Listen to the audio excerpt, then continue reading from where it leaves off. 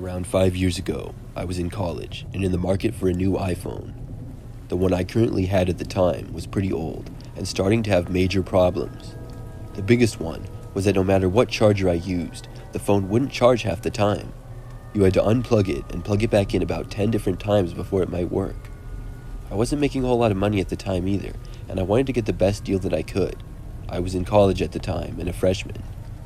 One day, I casually mentioned to my friend Alex that I needed a new phone. Alex was one of my college friends who I had a class with, and we sat next to each other. He told me that he knew a kid who was selling an iPhone, and he had asked Alex if he would buy it, but Alex didn't need one at the time. He told me the price that he was selling it for, and I was interested. I figured that this would be the cheapest cost that I could get the new iPhone for. Plus, it was the current generation phone, which I believe was the 7 or 8 at the time. I asked Alex who the kid was, and he said that it was a guy named Drew who used to go to his high school. Alex was from the same city that my college was in, by the way. Anyways, I asked him for Drew's number, and Alex didn't have it, but he told me that he would ask him the next time he saw him. Within a couple of days, Alex told me that Drew still had the phone for sale, and he was willing to sell it to me.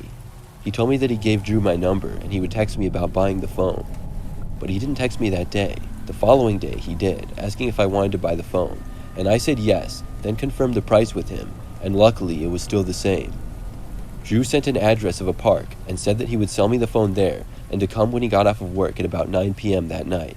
I went to an ATM and withdrew the money. Then Drew texted me shortly after 9 p.m. saying that he was done with work and to drive to the location. It was roughly a 10-minute drive to a quieter side of town. I arrived at the park, which was like a nature walking trail, and then had a park area for picnics and stuff. Nobody else was there, because it was now dark out, and I think that technically the park was closed. It was a little bit confusing, because the park seemed rather big, and had a couple of roads going through it, with several paths as well, but I thought that I was at the correct place. I texted Drew, telling him that I thought I was there. I looked around, and I saw that there was one other car in the parking lot. I thought it was Drew at first, however, I could see that nobody was inside of it. I asked Drew if that was his car, and Drew responded to my text saying that he was there, but he didn't have a car. He said he rode his bike, and that he was a little ways down the bike path. I got out of my car and walked over to what looked like the biking path. Then I started to walk down it. I made it a little ways down, but saw no sign of Drew. I even called out for him once, but I got no response. At that point, I decided to text him again. When I did, he quickly responded, telling me that he was there. I told him that I was there too, but I couldn't find him. He got kind of frustrated, it seemed, and texted me something like, "Dude, are you dumb? I'm right in front of your face." Now I was really confused, because I just wasn't seeing him. It was pretty dark out, and there wasn't that much lighting other than a couple of little streetlights. I put my phone back into my pocket, and then yelled out to Drew. I said, "Drew, where are you? I'm right here." At first, there was nothing. Then I finally heard a voice. It was a man's voice saying, "Where are you?" I couldn't tell exactly where it was coming from, or if it was even on the path.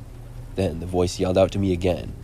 He said, "Put the cash and your phone on the ground now." I was really confused. "Why?" I asked. Drew responded, saying that he was in the woods and he could see me, and that he had a gun. I looked around but couldn't immediately spot him.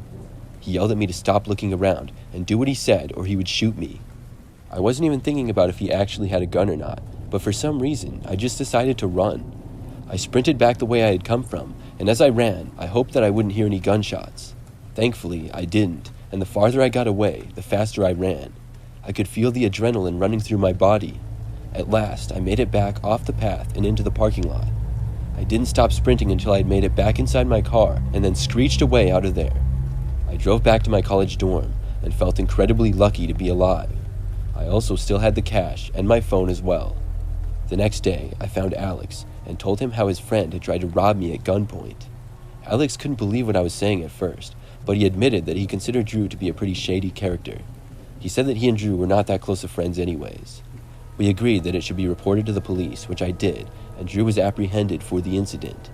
The next week, I got a new iPhone from the Apple Store.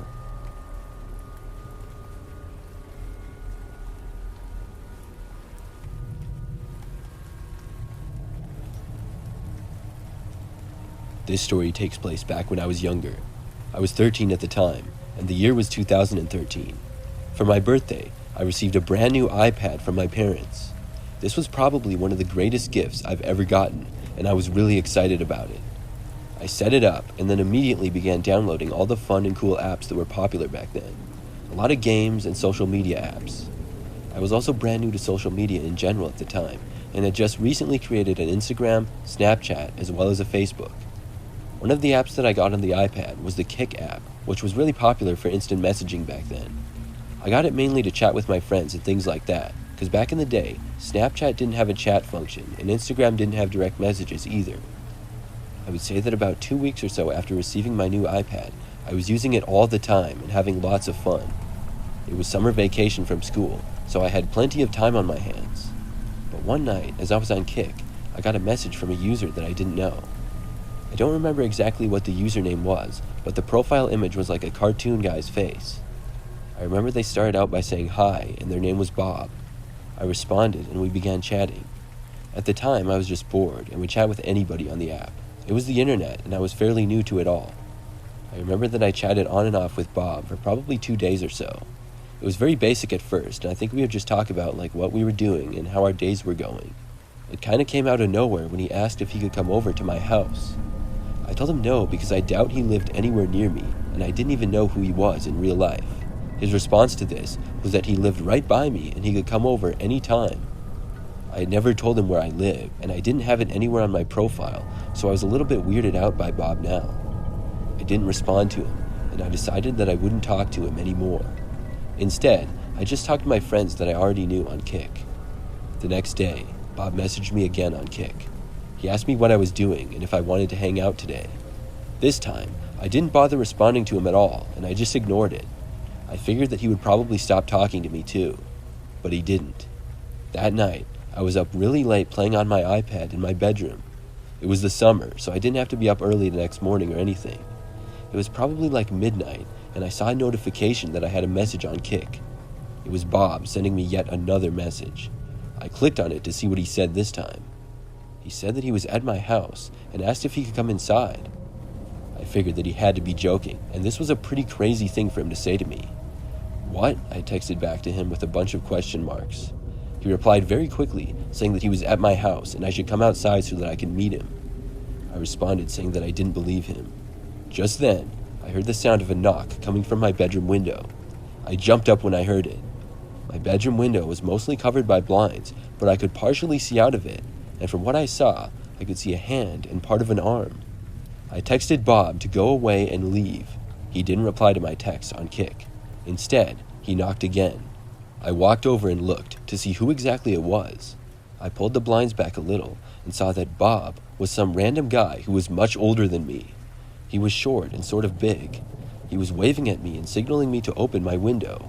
Instead of doing that, I jumped back and closed my blinds up. Then I ran away. I ran out of my room to my parents' bedroom and woke them up. Long story short, by the time my parents got up and knew what was going on, Bob was already gone. As a result of this, we had to go to the police, and my parents did not let me use the Kik app or any social media for a while.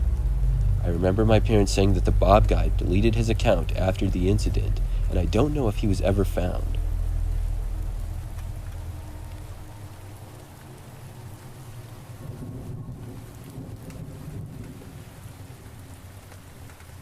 This is the story of when I sold my used iPad 3 years ago. My iPad was fairly new, and I had bought it brand new at the time. I had it for about 2 years, but I didn't need it anymore and wanted to see how much money I could get for it. It worked great and had no damage or problems of any kind, and I felt that I had taken great care of it, with it always being in a case and never dropped. I chose to list it on Facebook Marketplace and then deleted everything from the iPad and reset it. The first person to reach out to me regarding it was a woman named Randy. Randy asked if the iPad was still available and told me that she would pay cash for it that same day. She offered slightly less than I was asking, but I still felt that it was a reasonable price, and I agreed. We decided to meet at a local coffee shop that was a fairly short drive for us both. Several hours later, we both met up. Randy was very nice at first, and I showed her the iPad and we started it up, and she even set it up right then and there. She then paid me the cash and we went our separate ways. I was satisfied with the sale and hoped that she would enjoy the iPad. Only 4 days later, though, Randy messaged me again. This time, she told me that the iPad was broken and that I was a scammer. She demanded that I refund her money immediately. Of course, I was shocked to hear this, and I asked her what the problem with the iPad was. She didn't tell me what was wrong with it though. She just said that it didn't matter, and all that mattered was that I was a scammer, and if I didn't refund her the money immediately, she would go to the police. I told her that I wanted to know exactly what happened because maybe it was a simple fix. And personally, I just couldn't believe that the iPad was broken because it had always worked so well for me, and to be honest, I barely ever used it. I originally bought the iPad thinking I would use it a lot more than I did. I told Randy that if the iPad was in fact broken, I would be happy to either help her get it fixed or refund her the money, but I needed to know if it was actually broken and she wasn't just making it up to get a free iPad. Then I asked her once again to describe the problem to me, and I even offered to meet up with her that night. She got really mad at this, and she only told me that it wouldn't turn on and that she wanted me to Venmo her. Then she sent me her Venmo username. I was now really starting to suspect that she was just trying to con me, and there was nothing wrong with the iPad at all. We went back and forth for a little bit, with me wanting to meet up with her so she could show me the problem, and her not wanting to meet and me to just Venmo her. In the end, I told her that I was not going to refund her unless she proved to me that the iPad didn't work. She refused and then threatened me, saying that she knew where I lived. She then said that she had followed me home after I sold her the iPad. I had no clue that she had done this, but I couldn't think of why she would do this unless she was up to no good. At that point, I blocked her and decided to take a break from Facebook. This wasn't the end of it though. That night, at almost 11 p.m., there was a pounding at my front door. I walked over to the front of my house and looked outside. I was expecting to see Randy, but it wasn't. There was some guy standing there. He was a bigger guy wearing a hood, and I really couldn't see his face. He was pounding on the door extremely loud. This went on for probably 10 minutes straight. Eventually, I couldn't take it anymore. I called the police, and then screamed to the guy that I had called the police and I wasn't going to answer the door. He didn't leave though, and stayed there. Eventually, the police did arrive and were able to sort out the whole thing. The guy was Randy's boyfriend. They were in fact trying to scam me into giving them the money back, and there was nothing wrong with the iPad at all. I feel lucky that I didn't end up giving them a refund, and I can't believe the lengths that they went to try to get a free iPad.